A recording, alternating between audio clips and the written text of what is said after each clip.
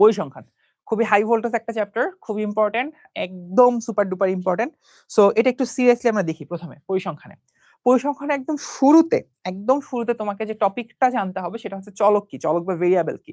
চলক বা ভেরিয়েবল হইতেছে তুমি পরিসংখ্যানের যে কোনো ইউনিটকে কিভাবে প্রকাশ করতেছো সেটা একটা জাস্ট রূপরেখা বলতে পারো, সেটা একটা জাস্ট বাক্স বলতে পারো, সেখানে আমরা একটা ভেরিয়েবলকে প্রকাশ করতেছি। চলক দুই রকম হয়, এখান থেকে এমসিকিউ পরীক্ষায় ভালো লেভেলের প্রশ্ন আসে, সেটা হচ্ছে বিচ্ছিন্ন চলক কোনগুলা আর অবিচ্ছিন্ন চলক কোনগুলা। বিচ্ছিন্ন মানে কি, মানে হচ্ছে ধরো রিয়াল নাম্বারতে মাঝখানে মাঝখানে গ্যাপ আছে। যেমন আমি যদি বলি আমার এখানে 7টা মানুষ আছে, 7, একটু পর বলবো হয়তো একজন আসছে, সেটা হচ্ছে 8 নাম্বার মানুষ আসছে। কেন ভাইয়া 7.5টা মানুষ কি হইতে পারতো না? উত্তর হচ্ছে না, এটা হওয়া সম্ভব না। 7.25টা মানুষ হওয়া সম্ভব না? উত্তর হচ্ছে না, হওয়া সম্ভব না। তাহলে দেখো এখানে এই নাম্বারগুলো আসলে বিচ্ছিন্ন, রিয়াল নাম্বারে এই নাম্বারগুলো বিচ্ছিন্ন। দ্যাটস ওয়াই যে সংখ্যাগুলোকে পূর্ণ সংখ্যায় প্রকাশ করি সেটা হচ্ছে বিচ্ছিন্ন চলক। আর যদি আমি অবিচ্ছিন্ন চলকের কথা বলি, ধরো তুমি বাজার থেকে চাল কিনে নিয়ে আসো 7 কেজি, এটা হচ্ছে চাল, ঠিক আছে, বাজার থেকে চাল কিনে নিয়ে আসো 7 কেজি। এখন আমি যদি বলি যে ভাই তুমি কি 7.25 কেজি চাল কিনতে পারতা? বলতে হ্যাঁ ভাই এটা কোনো ব্যাপার। ভাই তুমি কি 7.1 কেজি চাল কিনতে পারতা? বলতে হ্যাঁ ভাই এটা কোনো ব্যাপার। তার মানে এখানে কোনো এমন কোনো মাঝখানে সংখ্যা পাচ্ছ না, বাস্তব সংখ্যা পাচ্ছ না যেটা আসলে সম্ভব না। এটা হচ্ছে অবিচ্ছিন্ন চলক, ওখানে মাঝখানে কোনো বিচ্ছিন্ন নাই। দ্যাটস ওয়াই এটা অবিচ্ছিন্ন। তাহলে বিচ্ছিন্ন চলকের পরিচয় কি? বিচ্ছিন্ন চলক হচ্ছে যে কোনো মানুষের নাম্বার যে বা হচ্ছে ছাত্র সংখ্যা, অনেক কিছু, মানে যেগুলোকে আসলে ভাঙ্গা যায় না। আর অবিচ্ছিন্ন চলক হচ্ছে যেগুলোকে ভাঙ্গা যায়, ভেঙে প্রকাশ করা যায়। অন্য কথায় বললে বিচ্ছিন্ন চলক হচ্ছে ইন্টিজার নাম্বার গুলা, আর অবিচ্ছিন্ন চলক হচ্ছে ফ্লোট বা দশমিক নাম্বার গুলা, এটা বলতে পারো। আচ্ছা, এখন আমরা যখন হচ্ছে পরিসংখ্যান নিয়ে কথা বলি, আমাদের সবসময় কথাটা থাকে হচ্ছে বিভিন্ন ডাটা সেন্ট্রিক, বিভিন্ন ডাটার উপর বেস করে আমরা কথা বলি। এই যে ডাটাগুলোর উপর আমরা বেস করে কথা বলছি, এই ডাটাগুলো আসলে কি? বিভিন্ন সংখ্যা এভাবে থাকতে পারে, বিভিন্ন টেবিল আকারেও থাকতে পারে। যদি সংখ্যাগুলোকে আমাকে এভাবে র্যান্ডম ভাবে দিয়ে দেয়, এটাকে আমরা বলি হচ্ছে অশ্রেণীবদ্ধ উপাত্ত। কথাটার মানে কি? অশ্রেণীবদ্ধ মানে হচ্ছে ওদেরকে আমি ক্যাটাগরাইজ করি নাই, শ্রেণীভুক্ত করি নাই, ওদেরকে আমি ক্যাটাগরাইজ করি নাই, মানে ওদেরকে টেবিলের মাঝখানে ঢুকাইনি, সোজা হিসাব অশ্রেণীবদ্ধ। ওই অশ্রেণীবদ্ধ ডেটাগুলো থেকে আসলে কোনো কিছু বলাটা আমার জন্য কঠিন। যেমন আমি যদি তোমাকে প্রশ্ন করি 40 থেকে 50 জনের মধ্যে কয়জন আছে, তুমি কি এখন গুনে গুনে বলবা? কষ্টকর হয়ে যেতে পারে, কারণ এখানে অল্প ডাটা আছে না হয় গুনে বললা। যখন আনলিমিটেড অ্যামাউন্ট অফ ডাটা আছে, ধরো 10 লক্ষ 20 লক্ষ ডাটা আছে, তখন কিন্তু বলাটা আমার জন্য কষ্টকর। ওই পার্টিকুলার স্টেজে আমাদেরকে সবচেয়ে বেশি হেল্প করে হচ্ছে শ্রেণীবদ্ধ উপাত্ত, যেটাকে আমরা ক্যাটাগরাইজ ভাবে বলি। প্রশ্নটা দাঁড়াচ্ছে এখানে যে আপনার কাছে তো সমস্ত ডাটা আপনারা যখন কালেক্ট করেন, ধরেন আদমশুমারি করতে গেছেন, ডাটা যেটা কালেক্ট হইতেছে সেটা তো অশ্রেণীবদ্ধ ডেটা কালেক্ট হইতেছে, সেটাকে আপনি শ্রেণীবদ্ধ বা এরকম স্ট্রাকচার কিভাবে বানাচ্ছেন, যখন ক্যাটাগরাইজ কিভাবে করছেন? সেটার জন্য আমরা যে টপিকটা নিয়ে কথা বলি সেটা হচ্ছে গণসংখ্যা নিবেশন সারণী। গণসংখ্যা নিবেশন সারণীতে যে কাজটা করে, এরকম অশ্রেণীবদ্ধ ডেটাকে জাস্ট ক্যাটাগরাইজ বানায় ফেলে, এবং এই ক্যাটাগরাইজ হইলে, এরকম শ্রেণীবদ্ধ হইলে এই সারণীটাকে আমরা বলতেছি গণসংখ্যা নিবেশন সারণী। এবং এই সারণীটা থেকে কিন্তু দেখো আইডিয়া পাওয়া খুবই সহজ। যেমন আমি যদি তোমাকে প্রশ্ন করি 51 থেকে 50 জনের মধ্যে কতজন মানুষ আছে, তুমি বলে দিতে পারবে 5 জন মানুষ আছে। সো এরকম ভাবে ক্যাটাগরাইজ করাটা সহজ। প্রশ্ন হচ্ছে আমি এই কনভার্সনটা কিভাবে করতে পারি, এই কনভার্সনটা আমি কিভাবে করতে পারি? কনভার্সন করার জন্য সবচেয়ে সহজ সাবলীল যে আইডিয়াটা হচ্ছে, প্রথমে সিলেক্ট করে ফেলো তুমি প্রত্যেকটা টেবিলে কয়জন করে মানুষের ডাটা ইনসার্ট করবা। এখানে আমরা করছি 5 জন করে, 51 থেকে 55, 51, 52, 53, 54, 55, 5 জন করে। এই জিনিসটাকে আমরা বলি হচ্ছে শ্রেণী ব্যাপ্তি বা শ্রেণী ব্যবধান। শ্রেণী ব্যাপ্তি বা শ্রেণী ব্যবধান, এটাকে আমরা এইচ দিয়েও অনেক সময় প্রকাশ করে থাকি। এখন আমি যে 5 জন করে করছি, এরকম আমার কতগুলা টেবিলের কলাম লাগবে, কতগুলা কলাম লাগবে। এই কলামটা বের করার জন্য আমরা প্রথমে হচ্ছে আমাদের রেঞ্জটা ঠিক করে নিই যে কত থেকে কতর মধ্যে আমাদের ডেটাগুলো আছে। যেমন এইখানে যদি আমি তাকাই, আমার ডেটাগুলা 41 থেকে শুরু হয়ে 63 এর মধ্যে আছে। 41 হচ্ছে আমার মিনিমাম ভ্যালু ডেটাটার, এবং 63 হচ্ছে আমার ম্যাক্সিমাম ভ্যালু। এই ডেটাটা হচ্ছে মিনিমাম এবং ম্যাক্সিমাম ভ্যালু। তাহলে আমার রেঞ্জটা কত, এটা হিসাব করার জন্য আমরা পরিসর বলে একটা টার্মের সাথে রিলেটেড হই। সেটা হচ্ছে ম্যাক্সিমাম ভ্যালুটাকে আমরা মিনিমাম ভ্যালু থেকে বাদ দেই, তার সাথে 1 যোগ করি। 1 যোগ করি কেন? 1 যোগ না করলে এই মিনিমাম ভ্যালুটাই বাদ পড়ে যায়, ওকে আমি কাউন্টারে মানে গণনায় ধরতেছি, ওই জন্য ওকে জাস্ট হচ্ছে আমি 1 যোগ করতেছি। এটা হচ্ছে আমার পরিসর। এতগুলা রেঞ্জের ডাটা আছে। যেমন ধরো এখানে আমার পরিসর কত হইতো, এখানে আমার পরিসর হইতো 63 থেকে 41 বাদ দাও, দেন যোগ করো 1। তাহলে এটা করলে আসতেছে কত আমার, আহ দেখে ফেলি, 63 থেকে 41 বাদ দিয়ে 1 যোগ করলে হয় 23 জন, মানে আমার কাছে 23টা ডাটা আছে, 23 ফুট রেঞ্জের ডাটা আছে। সোজা কথা বললে 23টা ধরনের ডাটা আছে। সোজা কথা রেঞ্জ হচ্ছে আমার 23, ডেটাগুলা কত থেকে কতর মধ্যে, 23টা সংখ্যার মধ্যে আছে, এরকম ভাবে জিনিসটাকে চিন্তা করতে পারো আর কি। 41 থেকে 63-র মধ্যে মানে রেঞ্জটুকু হচ্ছে 23 রেঞ্জের ডাটা আছে। তাহলে এই যে আমি রেঞ্জটা পেয়ে গেছি, পরিসর পেয়ে গেছি, এবং আমি জানি আমার প্রত্যেকটা কলামে আমি 5 জন করে রাখবো। এখানে প্রত্যেকটা কলামে আমার শ্রেণী ব্যাপ্তি বা শ্রেণী ব্যবধানকে আমরা ধরে নিছি হচ্ছে 5 জন করে, এটাই হচ্ছে এখানে। তাহলে আমার কতগুলো কলাম লাগবে, আমার কাছে যেহেতু 23টা সিকোয়েন্স ডাটা আছে, সিকোয়েন্সিয়াল ডাটা আছে, কন্টিনিউয়াস ডেটা আছে, তাহলে ওই ডেটাকে পরিসরকে যদি আমি শ্রেণী ব্যাপ্তি দিয়ে ভাগ করি, তাহলে আমি বলতে পারবো কয়টা কলাম আমার লাগবে, এইরকম টেবিলে কলাম কয়টা লাগবে। ওই কলামটাকে আমরা বলতেছি শ্রেণী সংখ্যা, ওটাকে আমরা বলছি কি শ্রেণী সংখ্যা। তাহলে শ্রেণী সংখ্যার ক্ষেত্রে আমরা করবো কি, পরিসরকে শ্রেণী ব্যাপ্তি দিয়ে ভাগ করব। মাথায় রাখাটি ইম্পর্টেন্ট। ধরো শ্রেণী সংখ্যা তোমার আসলো হচ্ছে 6.7 দশমিক, মানে কি 6টা টেবিল আর হচ্ছে আরেকটা টেবিলের 70%।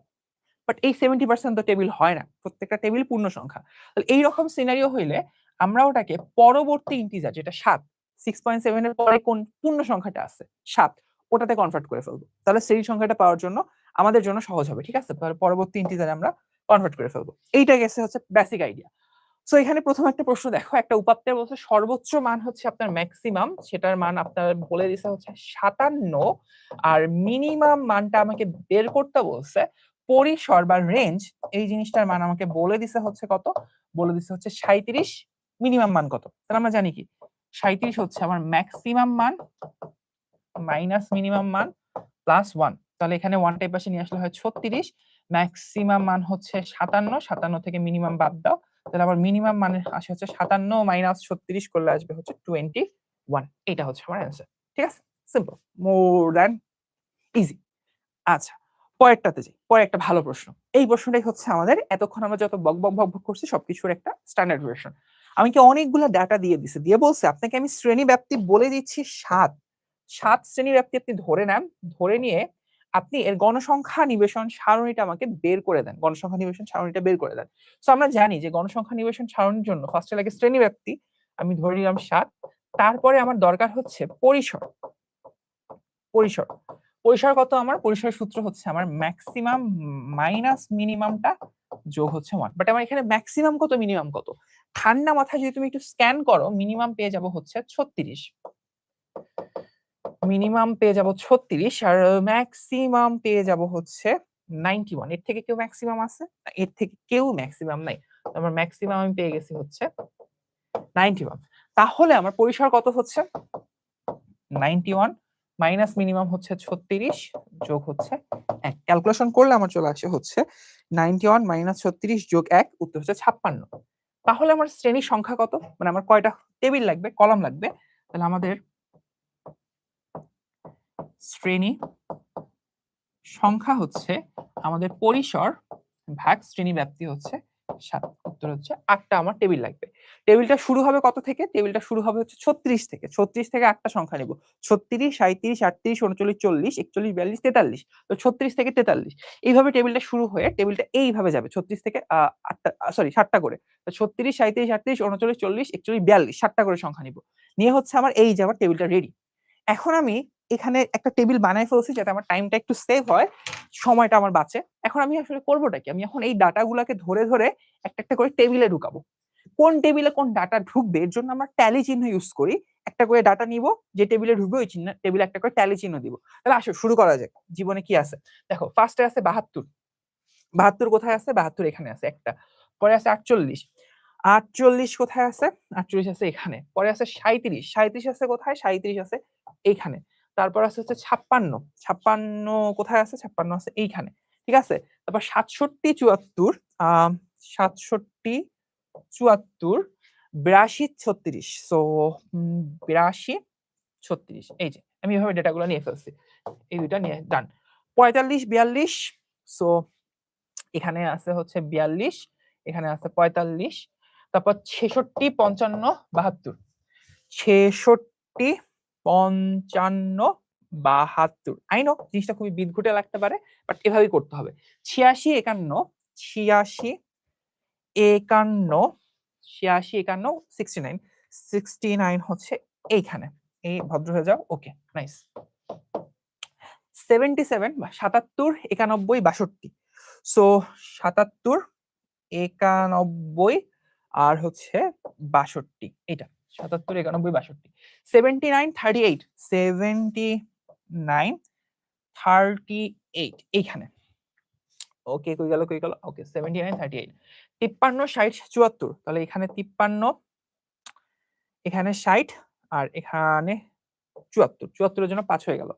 53, 60, 74, 58, 65, 72, সো 58 আমার 65 এন্ড এখানে হচ্ছে 72, তারপর হচ্ছে আছে 73, 56, 42, সো 73, 56, 42 নিলাম, আর হচ্ছে 85 আর 54, সো 85 এখানে আর 54 হচ্ছে আমার এই জায়গায়। মোটামুটি আমার এইভাবে আমার ট্যালিটা শেষ হয়ে যাবে।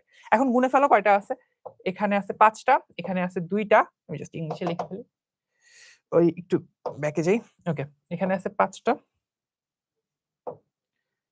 এখানে আছে হচ্ছে 2টা, এখানেও 5টা, এখানে 3টা, এখানে 4টা, 7টা, 2টা, 3টা, মোট যোগ করলে আমার 32টা হওয়ার কথা। 10, 12, 12 আর হচ্ছে এখানে সাথে 14 আর 5, ঠিক আছে হওয়ার কথা। দেখি 12, 7, 7, 14 আর 5, ইয়েস।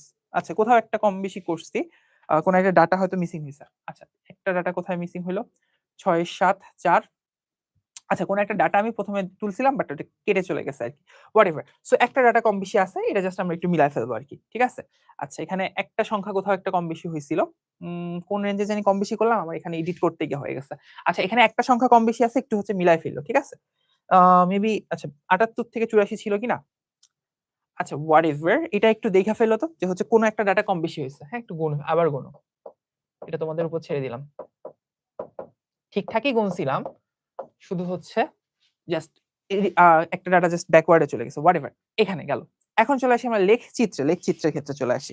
লেখচিত্রের ক্ষেত্রে আমরা তো আয়তলেখ, গণসংখ্যা বহুভুজ এবং ক্রমযুক্ত গণসংখ্যা, তিনটা জিনিস নিয়ে পড়াশোনা করি আর কি। এখন যদি আমি স্টেপ বাই স্টেপ যাই, আমরা যে এই যে ডাটাগুলো একটু আগে বানাইছিলাম এরকম দেখতে, এগুলো ডাটা বিভিন্ন ক্যাটাগরাইজ করে ফেলছি।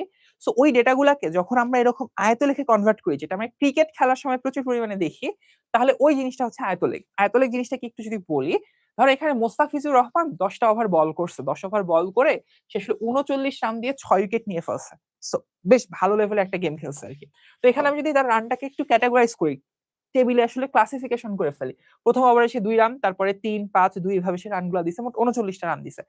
এটাকে যদি আমি আয়তলেখে কনভার্ট করি, দেখো প্রথম ওভারে তার রান হচ্ছে 2, দ্বিতীয় ওভারে তার রান হচ্ছে 3 নাম্বার ওভারে তার রান হচ্ছে 5। দেখো রান কিন্তু সে একটু বেশি দিচ্ছে। হট করে পরের ওভারে রানটা তার কমে গেছে, এবং এখানে দেখো উইকেটের জন্য আমরা কিছু ডট ইউজ করি, এটা তোমার সিলেবাসে নাই। তারপরে হচ্ছে 5 এই রান করছে, 6 নাম্বার ওভারে রান করছে 5। তাহলে দেখো সে রানগুলো কি রকম আপস ডাউনের মধ্য দিয়ে গেছে, সেটা কিন্তু আমরা ক্লারিফাই খুব সহজে দেখতে পারতেছি। এটা হচ্ছে আয়তলেখ। আয়তলেখ নিয়ে কথা বলার কিছু নেই, খুব সহজ একটা জিনিস। আয়তলেখের উপর পরে যে টার্মটা আসবে সেটা হচ্ছে গণসংখ্যা বহুভুজ। গণসংখ্যা বহুভুজ, গণসংখ্যা বহুভুজ বের করা খুবই সহজ, খুবই সহজ। কেমনে সহজ? তুমি যদি আয়তলেখ কাট করতে পারো, আয়তলেখের ঠিক ঠিক মাঝখানের বিন্দুগুলা করে নিবা, প্রতিটা আয়তলেখের ঠিক ঠিক মাঝখানের বিন্দুগুলা করে নিবা, এইভাবে মাঝখানের বিন্দুগুলা করে নিবা। মাঝখানের বিন্দুগুলো নিয়ে জাস্ট এগুলা মাঝখানের বিন্দু যোগ করে দিবা, এই যেভাবে যোগ করে দিবা, ঠিক আছে। এভাবে মাঝখানের বিন্দুগুলো যোগ করে দিবা, তাহলেই যে আকৃতিটা পাবা সেটা হচ্ছে গণসংখ্যা বহুভুজ। এটা হচ্ছে গণসংখ্যা বহুভুজ, ঠিক আছে। সেই এই জিনিসটা হচ্ছে এখানে বলছি, জাস্ট আয়তলেখের মাঝখানে বিন্দুগুলো নিয়ে যোগ করলেই গণসংখ্যা বহুভুজ পেয়ে যাব, সিম্পল এনাফ। পরেরটা যদি বলি যে ক্রমযোজিত গণসংখ্যা বা অজীব রেখা, তোমরা ক্রিকেট খেলার সময় দেখো দুইটা দেশের, ধরো বাংলাদেশের সাথে অস্ট্রেলিয়া ক্রিকেট খেলছে, বাংলাদেশ রান করছে টি-20 ম্যাচে বাংলাদেশের রান হচ্ছে তোমার 187 রান করছে, 5 উইকেট হারায়, আর অস্ট্রেলিয়া করছে 165 রান, বাংলাদেশ জিতছে। যদিও আমি ক্রিকেটের চেতনা বিরোধী এখন হয়ে গেছে, আমার দেশের চেতনা সবার আগে, ক্রিকেটের চেতনা সবার পরে, হোয়াটএভার। সো আমরা হইতেছে এইভাবে তখন রানগুলো কম্পেয়ার করে দেখাই। দেখো রানগুলো কম্পেয়ার করলে দেখলে বোঝা যায় যে একটা পার্টিকুলার ওভারে প্রথমে শুরুতে সবাই 0 রানেই ছিল, বাট আস্তে আস্তে যখন গেছে বাংলাদেশের রান সবুজটা উপরে বেশি ছিল, অস্ট্রেলিয়ার রান নিচেরটা কম্পারেটিভলি কম ছিল আর কি। সো এই জিনিসটাই হচ্ছে আমাদের বলা হয় অজীব রেখা। এটাকে যদি আমি একটা অন্যভাবে জিনিসটা বোঝানোর ট্রাই করি, জিনিসটা হচ্ছে এইরকম, ধরো মোস্তাফিজুর রহমান প্রথম ওভারে রান দিচ্ছে 2 রান, তখন পর্যন্ত তার মোট রান দেওয়া হয়েছে 2। দ্বিতীয় ওভারে তার রান হচ্ছে 2, আর 2 নম্বর ওভারে রান দিচ্ছে 3, মোট তার রান দেওয়া হয়েছে 5। 2 ওভার শেষে তার রান হচ্ছে 5। 3 নম্বর ওভারটা মেরিন দিছে, তাহলে ওই ওভারেও তার মোট রান হচ্ছে 5 অলরেডি। 4 নাম্বার ওভারে আরো 2 রান দিছে, তাহলে 5 আর 2 মিলে তার রান হচ্ছে 7 রান দিছে। তারপরের ওভারে 10 রান দিয়ে ফেলছে বেচারা, তাহলে 7 আর 10 এসে 17 রান দিছে। তারপরে ওভারে 1 রান দিছে 18, তারপরে ওভারে 9 রান দিছে 27, তারপরে ওভারে আবার 7 রান দিছে 34। এই যে তারপর হচ্ছে ডেড ওভার চলে আসছে। এই দেখো, তারপরে 1 রান আর 2 রান করে দিছে, মোট রান হচ্ছে তার 37 রান এই ওভার। এইখানে তার 37টা রান সে দিছে। এখন যদি তুমি দেখো যে আমরা করছিটা কি, আমরা অজিভ রেখে পাওয়ার জন্য প্রথম ওভার শেষে তার রান হচ্ছে কত 2, এই যে 2 এখানে আছে 2। দ্বিতীয় ওভার শেষে তার মোট রান কত 2 আর 3 5, এই যে 5 রান। 3 নাম্বার ওভারেও দেখো তার মোট রান কিন্তু 5। 4 নাম্বার ওভার শেষে তার মোট রান কত, মোট রান হচ্ছে 7, এই যে 7 এখানে হচ্ছে 7। 5 নাম্বার ওভারে এসে কিন্তু অনেক রান দিয়ে ফেলছে, 17 রান হয়ে গেছে, এই যে এইখানে হচ্ছে তার 17 রান 17 রান। 6 নম্বর ওভারে রান কত, 6 নম্বর ওভার শেষে একটা ভালো ওভার করছে 18 রান দিছে, 1 রান বাড়ছে, ওখানেই আছে। সো এইভাবে আমরা কিউমুলেটিভ সাম অর্থাৎ ক্রমযোজিত যোগফল যেটা আছে, ক্রমযোজিত গণসংখ্যা যেটা আছে, ওই জিনিসটাকে বারবার হচ্ছে এখানে মান বসে আমরা এই গ্রাফটা পাচ্ছি, এটাকে আমরা বলি অজিভ রেখ। এই জিনিসটা একটু পর আমরা একটা প্রশ্নে দেখবো আর কি। সো অজিভ রেখটা এইভাবে তৈরি করে, এটা বুঝলাম। এখন আসি হচ্ছে আমাদের একটা স্পেশাল জিনিস যেটা থেকে পরীক্ষায় প্রশ্ন আসবে, এটা তুমি লিখে রাখো। যদি পরীক্ষার হলে এইখান থেকে প্রশ্ন না আসে, আমার একটা ফোন করে বলো ভাই বলছিলেন দেন থেকে প্রশ্ন আসবে, আইসে নাই। যদি না আসে তারপর আমার একটা ফোন দিও, আমি গ্যারান্টি দিয়ে বললাম এখান থেকে প্রশ্ন এসে বসে আছে। আচ্ছা, সেটা হচ্ছে সংক্ষিপ্ত পদ্ধতিতে গড়। নর্মাল গড় জিনিস আমরা জানি, সংক্ষিপ্ত পদ্ধতিতে গড়ে হয়টা কি বলি, আমরা একটা গড়কে অনুমান করে নিই, আমরা একটা গড়কে অনুমান করে নিই, এইটা হচ্ছে আমাদের অনুমান গড়। এটা হচ্ছে আমাদের অনুমিত গড় বা আনুমানিক গড়, অনেকভাবেই নামটাকে করা যায়। আনুমানিক গড়, আমরা একটা গড়কে অনুমান করে নিছি। অনুমান করে নেওয়ার পরে আমাদের যে গড়টা অনুমান করছি এখানে আমরা একটু ভুল করি, কারণ অনুমান করছি তো অবশ্যই ভুল হবে। ভুল হয়েছে যতটুকু সেটা আমরা ক্যালকুলেট করতে থাকি, ভুলটাকে আমরা ক্যালকুলেট করতে থাকি।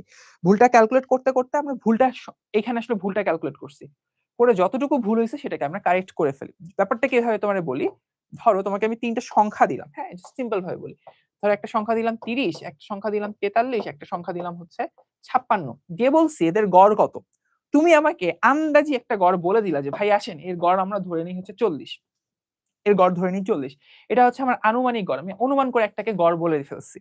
অনুমান করে বলার পর অবশ্যই আমি ভুল করছি, ভুলটা কতটুকু করছি এটা আমরা একটু হিসাব করি। দেখো এখানে আমি সবার জন্য গড় হিসাব করছি কত 40 করে, তাহলে এইখানে 40 থেকে ডিফারেন্স কত 10, 40 থেকে 10 ডিফারেন্স।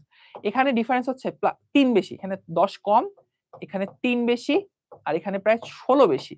তাহলে এইগুলা হচ্ছে আমার ভুল, আমি এতগুলো ভুল করছি। তো এই ভুলগুলাই হচ্ছে তোমার বেসিক্যালি আসবে এফআই ইউআই। একটু পর আমি দেখাচ্ছি এটা কিভাবে করে। এখন তুমি যদি ভুলগুলোকে যোগ করো যে আমি আসলে মোট কতগুলো ভুল করলাম, এখানে মোট কতগুলো ভুল করলাম, 16 আর 3 হচ্ছে 19, 19 থেকে 10 বাদ দিলে আমি 9টা ভুল করছি। 9টা ভুল করছি কয়জনের জন্য, 3 জনের জন্য। তাহলে এর গড় হবে হচ্ছে, এর এভারেজ হবে হচ্ছে এই 40। আমার ভুল যতটুকু হয়েছে সেটাকে আমি জাস্ট করব কতজনের জন্য, আমার 3 জনের জন্য ভুলটা হয়েছে, তাহলে আমার গড় আসার কথা হচ্ছে 43। দেখি আমাদের হয় কিনা। সবকিছু মিলায় 30 যোগ 43 যোগ 56 ভাগ হচ্ছে 3, সরি আমি একটু ভুল করছি, আবার যোগ করতে 30 যোগ 43 যোগ 56 ভাগ হচ্ছে 3, মোটামুটি 43, এটা হচ্ছে গড়। সো গড় বের করার আইডিয়াটা হচ্ছে এইরকম, আমি একটা ভুল প্রথমে ধরে নিছি এটাই হবে গড়, ওটাতে ভুল হবে, ভুল হওয়ার পর আমি ভুলটা সংশোধন করব। এই জন্য আমার যে সূত্রটা আছে সেই সূত্রটা হচ্ছে এইরকম দেখতে। বলতে পারো ভাইয়া তাহলে এইচটা কেন গুণ হচ্ছে, কারণ আমরা এখন শ্রেণীবদ্ধ ডেটা নিয়ে কাজ করতেছি। এখানে যে এক্সাম্পলটা দিলাম সেটা অশ্রেণীবদ্ধ ডেটা, অশ্রেণীবদ্ধ ডেটাতে এইচটার দরকার নেই, কারণ প্রত্যেকটা ক্লাসে একটা করে ডেটাই আছে। বাট প্রত্যেকটা ক্লাসে যদি শ্রেণীবদ্ধ ডেটা হয় তাহলে এইচটা পরিমাণ ডেটা থাকবে। একজনের জন্য ভুল যদি হয় summation of F I U I, H জন ডেটা ওখানে আছে, শ্রেণীব্যাপ্তি এইচ, ওর জন্য ভুল হচ্ছে F I U I into H, ঠিক আছে। ওকে, তাহলে এখানে চলে আসি। বলছে কি দেখো প্রশ্নটাতে, গড় নির্ণয়ের ক্ষেত্রে আনুমানিক গড় হচ্ছে 32 ইউ3। একটু আমি এখানে চলে আসি, এই যে প্রশ্নতে যাওয়ার আগে এই সূত্রটা মাথায় রাখবো। এটাকে আমরা বলি ধাপ বিচ্যুতির সূত্র, মানে আমি কতটুকু ভুল করছি এইটাই হচ্ছে ধাপ বিচ্যুতি, কত ধাপ ভুল হয়েছে এখানে আর কি। এটা বের করা খুবই মজার আর কি। সো এখানে দেখো ওই ডাটাটাই দিছে, u3 equal to x3 minus a divided by h। u3 এর মান বলছে -3, x3 মানটাই জানতে চাইছে, আর a3 মান হচ্ছে 32, h এর মান হচ্ছে আমার 6। তাহলে x3 এর মান হচ্ছে 32 বিয়োগ 18, তোমার আসবে হচ্ছে 14। এটা হচ্ছে উত্তর, ঠিক আছে। ওকে, সিম্পল এনাফ। এখন আমরা একটা এক্সাম্পল দেখি, একদম রিয়েল এক্সাম্পল। দুইটা জিনিসের ডাটা, দুইটা জিনিস শিখলাম, অনেক কিছু শিখছি লেখচিত্রের মধ্যে। অজিভ রেটটা এখানে আমরা আরেকবার দেখব, এবং হচ্ছে সংক্ষিপ্ত পদ্ধতি গড়ে একটা প্র্যাকটিক্যাল এক্সাম্পল আমরা দেখব। দুইটা জিনিস আমরা এখানে একসাথে শিখবো আর কি, ঠিক আছে? ওকে, কারো কোনো কোয়েশ্চেন থাকলে হচ্ছে একটু জানাই।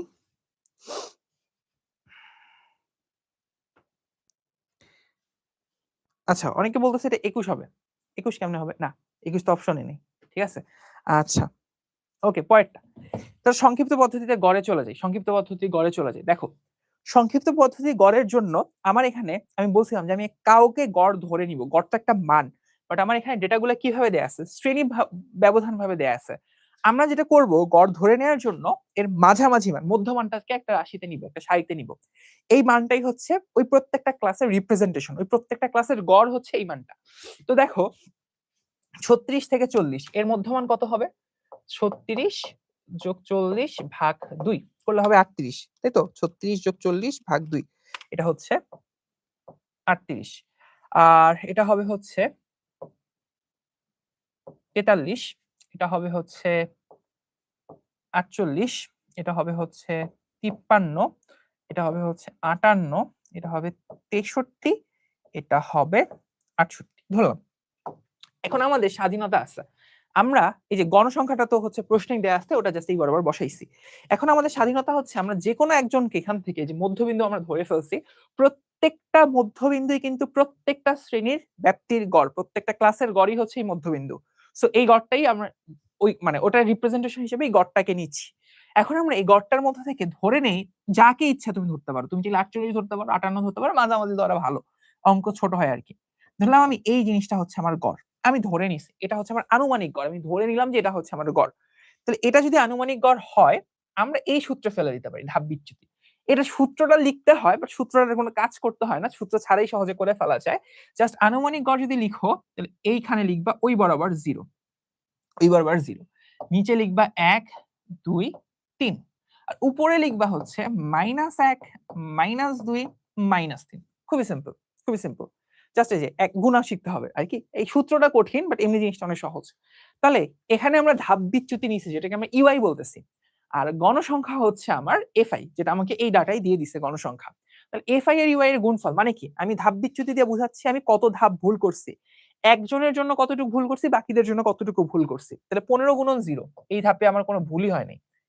এখানে 11 থেকে -1, এখানে আমার -11 পরিমাণ ভুল হয়েছে। দুইটা গুণ করো, 8 আর 2 মাইনাস 8 দুগুণ 16 পরিমাণে ভুল হয়েছে। আর এখানে কত আছে? 4 3 4 12 -12 পরিমাণে ভুল হয়েছে। এখানে 13 পরিমাণে ভুল হয়েছে। এখানে দুই ধাপ ভুল হয়েছে 6 জনের, 6 দুগুণ 12টা ভুল হয়েছে। আর এখানে 3 তিরিকে 9টা ভুল হয়েছে। তাহলে আমার মোট ভুল কত? Summation of F I U I কত? জাস্ট সবগুলো আমরা যোগ করে ফেলি। -12 -16 -11 13 12 9, উত্তর হচ্ছে -5। আমার মোট ভুল হচ্ছে -5। তাহলে সংক্ষিপ্ত পদ্ধতিতে গড়ের জন্য আমরা একদম ডিরেক্ট সূত্রে চলে যেতে পারি। তাহলে গড় হচ্ছে আমার a plus summation of F I U I divided by n into h। এর মান হচ্ছে আমি অনুমান করে নিয়েছিলাম 53 কে আমার গড় হবে। এফ আই ইউ আই হচ্ছে -5, n কত মানে কত জনের ডাটা আমি এখানে নিছি, এখানে প্রশ্নে কি বলে দিছে কতজন? আচ্ছা, আমরা এফ আইটা জনসংখ্যাটা একটু যোগ করে ফেলি। এখানে প্রশ্ন বলে দেয় সাধারণত, না বলে নাই যেহেতু আমরা যোগ করে ফেলি কতজনের ডাটা আমি নিছি। এত যোগ 8 যোগ 11 যোগ 15 যোগ 13 যোগ 6 যোগ 3, মোটামুটি 60 জনের আমার ডেটা আমি এখানে নিয়ে ফেলছি। 60 জনের ডেটা আমি নিছি। এন হচ্ছে আমার 60 ইনটু এইচ, এইচ এর মান কত? কত করে শ্রেণীব্যাপ্তি? 5 করে ইনটু 5। ক্যালকুলেশন করলে আমার কাজ শেষ। 53 মাইনাস 5 ডিভাইডেড বাই 6 ইনটু 5, উত্তর হচ্ছে আমার 52.58। 58853 এরকম একটা ডাটা চলে আসছে। ঠিক আছে, এরকম একটা ডাটা চলে আসছে। তো ভালো করে একবার বলি আমি কি করতেছি। আমরা ফার্স্টে একটা গড় অনুমান করে নিব। গড় অনুমান করার পরে আমরা ভুলটাকে ক্যালকুলেট করব। ভুলটা ক্যালকুলেট করা এখানে সবচেয়ে সহজ এবং ছোট। এটা সুবিধা হচ্ছে অনেক বড় ডাটা, কম্পিউটারের তো হিসাব নিকাশ করার একটা লিমিটেশন থাকে। এভাবে গড় হিসাব করলে তুমি বিলিয়নের উপর বিলিয়ন ডাটা হিসাব করতে পারবা, লিমিটেশনটা ক্রস না করে, অনেক সহজ হয় আর কি। সো এই হচ্ছে আমার সূত্র। সূত্র দিয়ে আমাদের মোটামুটি এই স্ট্রাকচার। এই টেবিলটা একটু মাথায় রাখো, জাস্ট মাথায় রাখতে হয় না, জাস্ট জানলেই হয় যে তুমি কিভাবে কাজ করতেছো। পরেরটাতে চলে যাই। পরেরটা হচ্ছে আমাদের এই জিনিসটা অজীব রেখ বের করতে বলছিলাম। অজীব রেখার জন্য আমার জিনিসটা লাগে সেটা হচ্ছে ক্রমযোজিত গণসংখ্যা লাগে। ক্রমযোজিত গণসংখ্যা লাগে। তো এখানে হচ্ছে ৪, এই পর্যন্ত ৪, ৮ আর ৪ হচ্ছে ১২, ১২ আর ১১ হচ্ছে ২৩, ২৩ আর ১৫ হচ্ছে ৩৮, ৩৮ আর ১৩ হচ্ছে ৫১, ৫১ আর এটা হচ্ছে ৫৭, ৫৭ পরে হচ্ছে তোমার এখানে ৬০। ঠিক আছে? এই হচ্ছে ক্রমযোজিত গণসংখ্যাটাকে আমরা তাড়াতাড়ি বানায় ফেললাম বোঝার সহজে। ঠিক আছে? ক্রমযোজিত গণসংখ্যাকে আমরা বানায় ফেলছি তাড়াতাড়ি। ভালো কথা। এখন অজীব রেখের জন্য দেখো আমার ৬০ টা মান আছে। আর এই মানগুলোকে জাস্ট এখানে দেখাইতে হবে আরকি। ঠিক আছে? আচ্ছা। সো ৪০ থেকে শুরু হয়ে গণসংখ্যাটা আরকি। ওকে, ভালো কথা। আমরা তাহলে এই গ্রাফটা নিয়ে ফেলি। এই হচ্ছে আমার এক্স অক্ষ, এই হচ্ছে আমার ওয়াই অক্ষ। ৬০ টা মান যেহেতু তাহলে উপরের দিকে যদি নেই ১০, ২০, ৩০, ৪০, ৫০, ৬০। হ্যাঁ, ঠিক আছে। তাহলে আর এক্স অক্ষ শুরু হয় ৪০ থেকে, ৪০ থেকে ৪৫ এভাবে যাইতেছে আরকি। তো ধরা যাক ১, ২, ৩, ৪, ৫, ৬, ৭। সো ১ দেখি ১, ২, ৩, ৪, ৫, ৬, ৭ হবে। এখান থেকে নেই ধরো। এইখানে আচ্ছা একটু ব্যাকে যাই। এখান থেকে নেই। এটাকে হচ্ছে ধরো ৪০, এইটা ধরো ৪৫, এটা ধরো হচ্ছে আমার ৫০, এটা ধরো হচ্ছে ৫৫, এটা ধরো হচ্ছে ৬০, এটা ৬৫ আছে কত পর্যন্ত? ৭০ পর্যন্ত আছে। মানে এক্স অক্ষ বরাবর প্রতি ১ ঘর সমান ১ একক নিচ্ছি। এটা একটু লিখে ফেলবা। ঠিক আছে? এক্স ও দুইটাই একেবারে লিখলাম। ওয়াই অক্ষ বরাবর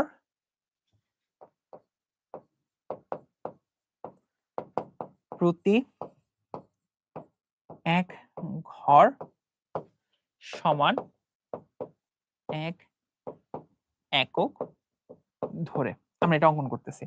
সো আমার এক্স অক্ষ হচ্ছে কোনটা? এক্স অক্ষ হচ্ছে আমার এইটা, আর ওয়াই অক্ষ হচ্ছে আমার এইটা। এটা একটু আমরা লিখে ফেলবো। আচ্ছা, এখন আসি মেইন কাজে আসি, চলে আসি দেরি না করে। কোন কালিতে লেখা যায়? লালটাতে লিখি। দেখো, তাহলে দেখো প্রথমে এখানে আমরা কিন্তু উচ্চ মানগুলা নিচ্ছি। দেখো এই শ্রেণীটার নিম্নমান ৩৬ আছে। ৩৬ আমরা নিচ্ছি না। কারণ হচ্ছে উচ্চ মান দিয়ে জিনিসটাকে রিপ্রেজেন্ট করতে হয়। এখানে ধরো ৩৫ আছে। ওটা আমরা নিব না। উচ্চমান দিয়ে রিপ্রেজেন্ট করতে হয়। এটা এমসিকিউ এর প্রচুর পরিমাণ প্রশ্ন আসে যে অজীব রেখার জন্য আমরা এক্স অক্ষ বরাবর কি নেই? উচ্চমান নেই না নিম্নমান নেই? প্রশ্ন উত্তর হচ্ছে উচ্চমান। কেন উচ্চমান? কারণ ৪০ পর্যন্ত হওয়ার পরেই ৪ জন মানুষ পাইছি। ৪৫ পর্যন্ত হওয়ার পরেই ১২ জন মানুষ পাইছি। তার আগে কয়জন হয়েছে আমি জানি না। ঠিক আছে? ধরো বলি যে ৪২ এ কয়জন আছে? আমি জানি না। উচ্চমান হওয়ার পরে যে ১২ জন হয়েছে এটা আমি খুব সিওর। সেজন্য আমরা উচ্চমানটাকে নিচ্ছি। নেয়ার পরে এখন আমরা কাজ করি। দেখো, যখন মান ছিল ৩৫ তখন কেউই ছিল না, তাই না? যখন মান ছিল ৩৫ তখন এখানে কেউই ছিল না। তাহলে এই পয়েন্টটা হচ্ছে 0 তে আছে। আরেকটু বলে ফেলি, এই জায়গায় মানগুলো আমরা নিয়ে ফেলি। ধরো এটা হচ্ছে আমাদের ৫, এই মানগুলো একটু লিখে ফেলি। এটা হচ্ছে ৫, এটা হচ্ছে ১০, এটা হচ্ছে ১৫, এটা হচ্ছে ২০, এটা ২৫, এটা ৩০, এটা ৩৫, ৪০, ৪৫, ৫০, ৫৫ আর একটা হচ্ছে আমাদের ৬০। এইভাবে জাস্ট মানগুলো আমরা ঠিকঠাক ভাবে নিব। ভালো কথা। এখন আসি। দেখো, যখন ছিল ৫ তখন কেউ ছিল না। যখন ৪০ হয়েছে তখন আমি ৪ জন পাইছি। ৪০ এর জন্য ৪, ৪ হচ্ছে এই পয়েন্টটা নিলাম। ৪৫ হওয়ার পরে ১২ জন পাইছি। তাহলে ৪৫ এর জন্য ১২, ১২ হচ্ছে এই যে এই পয়েন্টটা। ১২ নিলাম। ৫০ হওয়ার পরে কতজন পাইছি? ৫০ হওয়ার পরে আমি ২৩ জন পাইছি। তাহলে ১০, ২০, ২১, ২২, ২৩ এই যে এই পয়েন্টটা। ঠিক আছে? এগুলো একটু মুছে ফেলি। এই পয়েন্টটা নিয়ে ফেলছি। ৫৫ হওয়ার পরে ৩৮ জনকে পাইছি। তাহলে ১০, ২০, ৩০, ৩৫, ৩৬, ৩৭, ৩৮ নিয়ে ফেলছি। ৬০ হওয়ার পরে আমি পাইছি ৫১ জনকে। তাহলে কত? ৫১ হচ্ছে আমার এই যে ৫০ আর ৫১ এখানে। আর হচ্ছে ৬৫ হওয়ার পরে ৫৭ পাইছি। তাহলে ৫৫, ৫৬, ৫৭ আর ৭০ হওয়ার পরে ৬০ জনকে পাইছি। জাস্ট এই যে ডট গুলা দিলাম, ডট গুলাকে জাস্ট এখন আমি কানেক্ট করে ফেলবো তাহলেই কাজ শেষ।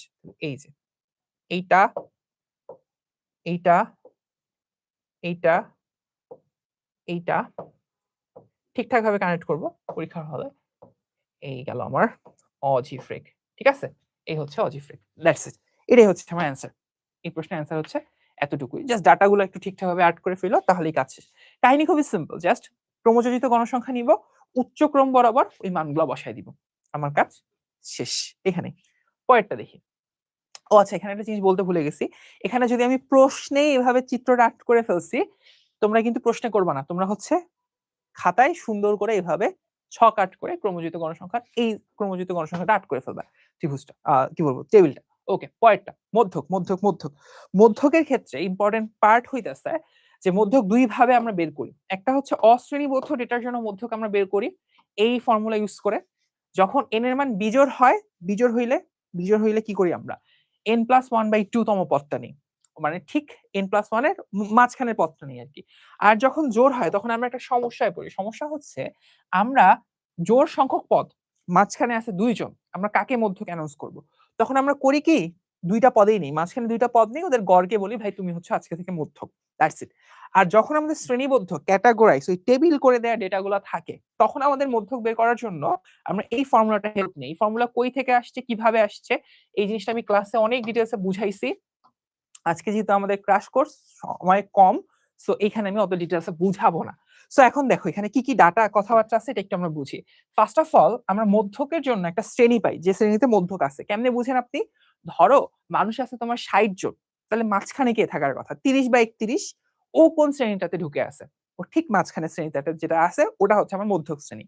ওই মধ্যক শ্রেণীর দুইটা মান থাকে, ধরো এরকম মধ্যক শ্রেণী 36 থেকে 40 হচ্ছে আমার মধ্যক শ্রেণী। আমরা এই মধ্যক শ্রেণীর প্রথম মানটা, নিম্ন সীমা যেটা, সেটাকে নেই। এই নিম্ন সীমাটাকে আমরা তখন বলি এল। এটাকে বলি নিম্ন সীমা। মধ্যক শ্রেণীর আগের শ্রেণীর ক্রমযোজিত গণসংখ্যা হচ্ছে fm-1, এটাকে অনেক ক্ষেত্রে fc ও বলা হয়।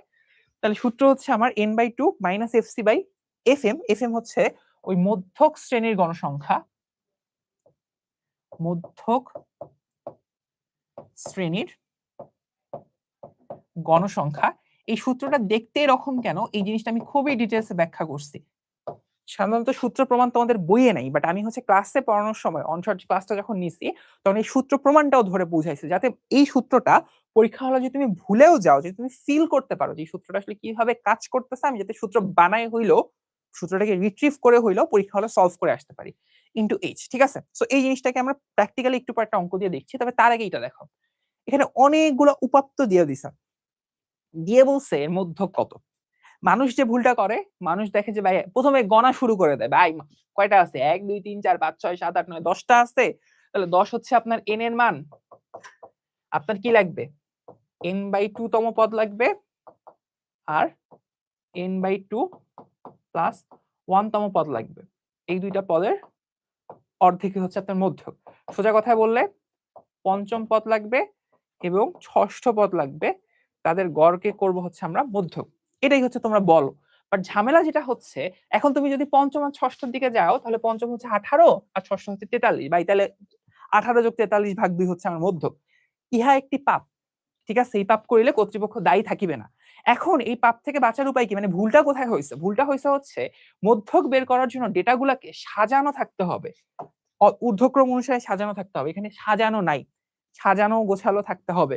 তো আমরা জিনিসটাকে সাজাই নেই। দেখো সাজাই নিলে প্রথম ডেটা হচ্ছে 18 সবচেয়ে ছোট আর কি, তারপরে আছে হচ্ছে 21, তারপরে আছে হচ্ছে 22, 21 22, তারপরে আছে 24 26 27, 24 26 27, তারপরে আছে হচ্ছে 30, 30 এর পর 33 43 45, শেষ। 33 43 45। এখন দেখো জিনিসটা ঠিক আছে, এখন জিনিসটাকে আমি সাজাই নিছি। এখন যদি আমি তোমাকে বলি ঠিক মাঝখানে কে আছে, 5 নাম্বার কে আছে, 1 2 3 4 5 হচ্ছে 26, আর এটা হচ্ছে 27। পঞ্চম এবং ষষ্ঠ পদ হচ্ছে 26 আর 27। তাহলে আমাদের ফিফথ পদ হচ্ছে 26 আর আমাদের সিক্সথ পদ হচ্ছে 27। আগেবার কি আসছিল, সাজুগুজু না করিলে থাকে 18 আর 43, ওটা কিন্তু ভুল। ঠিক আছে, তাহলে আমাদের মধ্যক কত? তাহলে আমাদের মধ্যক হচ্ছে 26 যোগ 27 এর অর্ধেক, অর্থাৎ 26.5। এটা গেছে আমাদের মধ্যক। সিম্পল, খুবই সিম্পল। বাট এখন যদি আমি মধ্যকের একদম অঙ্কটাতে চলে যাই, যে একটা ভালো লেভেলের অঙ্ক, যেখানে আমি আসলে আমাদের সূত্রগুলো সম্পূর্ণরূপে হচ্ছে ইউটিলাইজ করতে পারবো। মাথায় রেখে সূত্রটা কি ছিল? সূত্রটা ছিল, মধ্যকের সূত্র হচ্ছে মধ্যক শ্রেণীর নিম্ন সীমা plus n/2 minus fc। fc কি? মধ্যক শ্রেণীর আগের শ্রেণীর ক্রমযুক্ত গণসংখ্যা বলতেছে, ডিভাইডেড বাই কত, h into, sorry, divide by fm into h।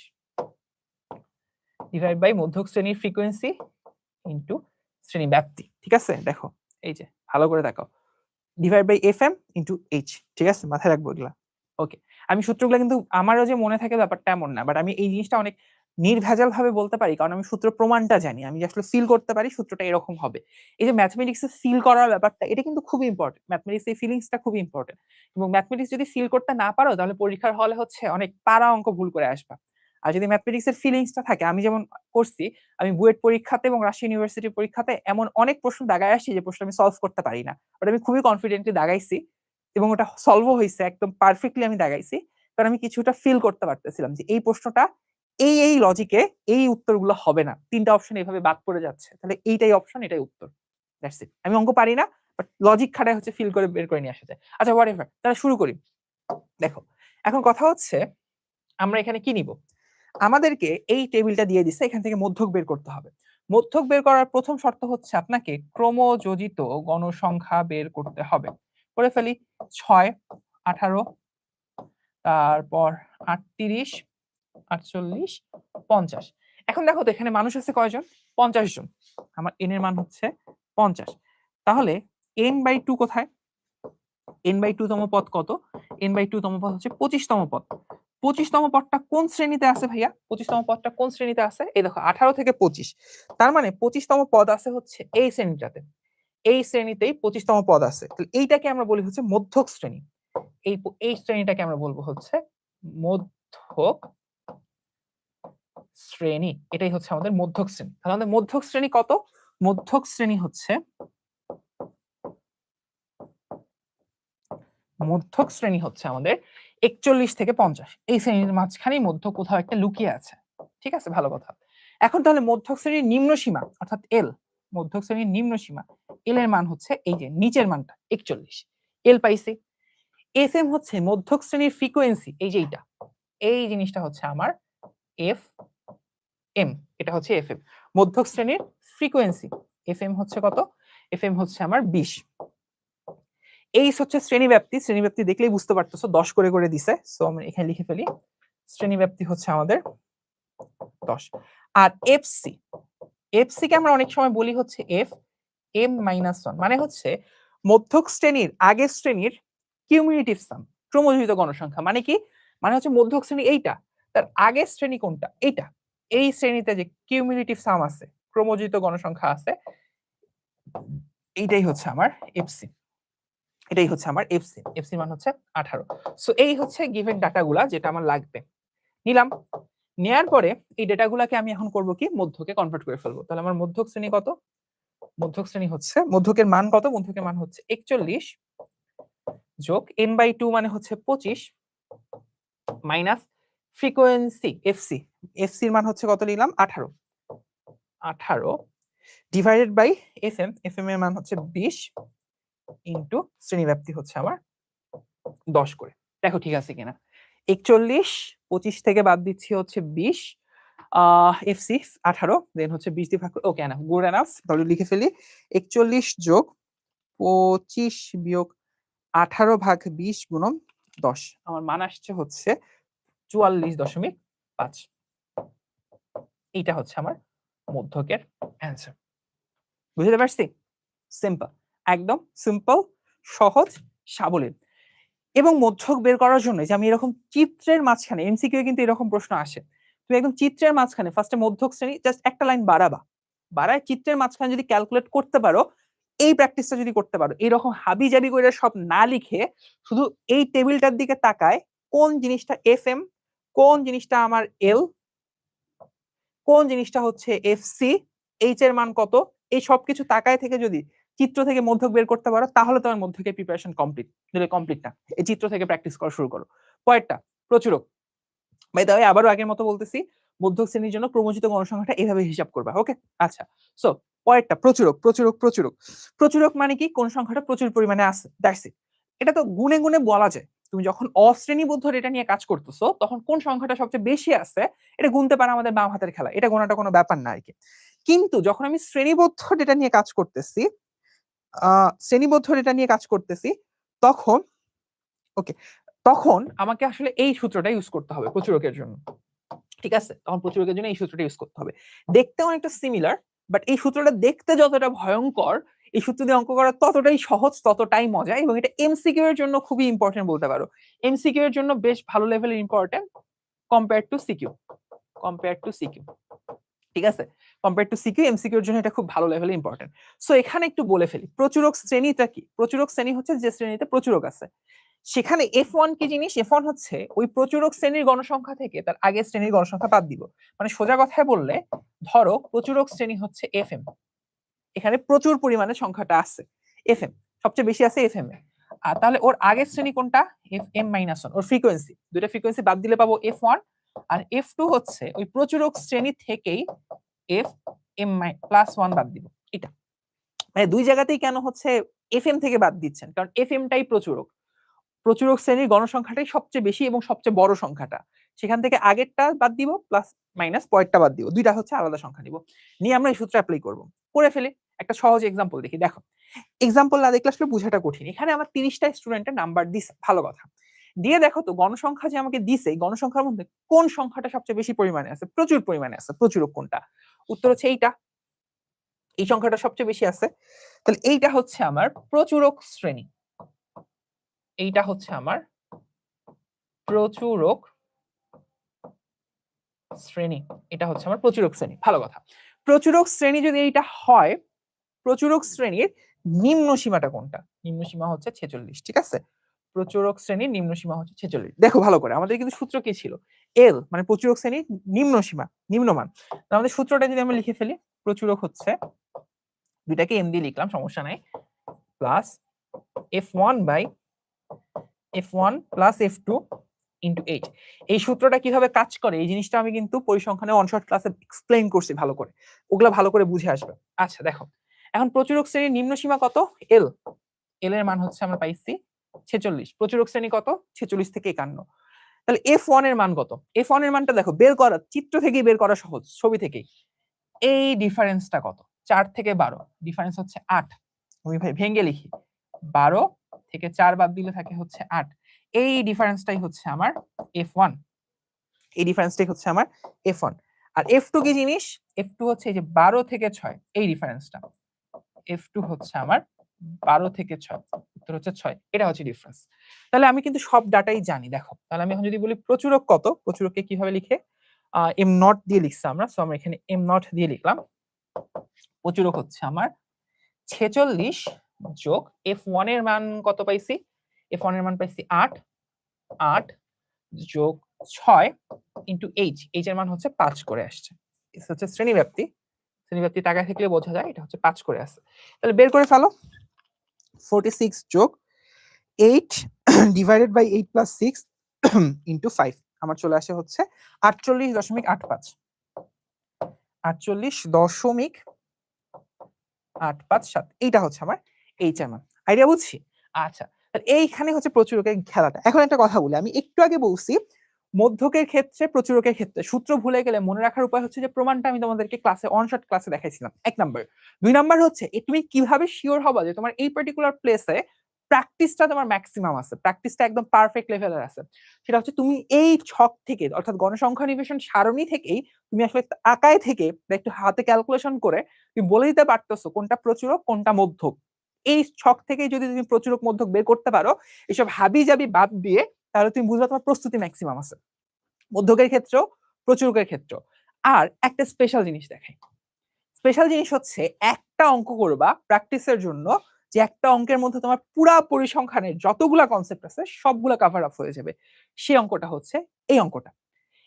এই অঙ্কটা থেকে তুমি ডাটা চেঞ্জ করতে পারো, বিভিন্ন ভাবে হইতে পারে। এই একটা অঙ্কের মধ্যে সবগুলা, এইখানে পরিসংখ্যানের যতগুলা কনসেপ্ট আছে সবগুলা কনসেপ্ট হচ্ছে আমরা সামারাইজ ভাবে একদম গোছালো ভাবে হচ্ছে রেখে দিছি। এইটা তুমি বাসায় সলভ করে ফেলবা, সলভ করার পরে ভাই কেমনে মিলাবো যে আপনি ঠিক আমি ঠিক করছি না ভুল করছি, এইটার সলিউশন অলরেডি আমাদের ইউটিউব চ্যানেলে আপলোড করা আছে, ফেসবুকেও আপলোড করা আছে। সো এই এক অঙ্কের এই সলিউশনটাও তুমি দেখে ফেলবা, এই একটা অঙ্ক করলেই তুমি বুঝতে পারবা তোমার পুরা পরিসংখ্যানের আইডিয়াটা ক্রিস্টাল ক্লিয়ার আছে।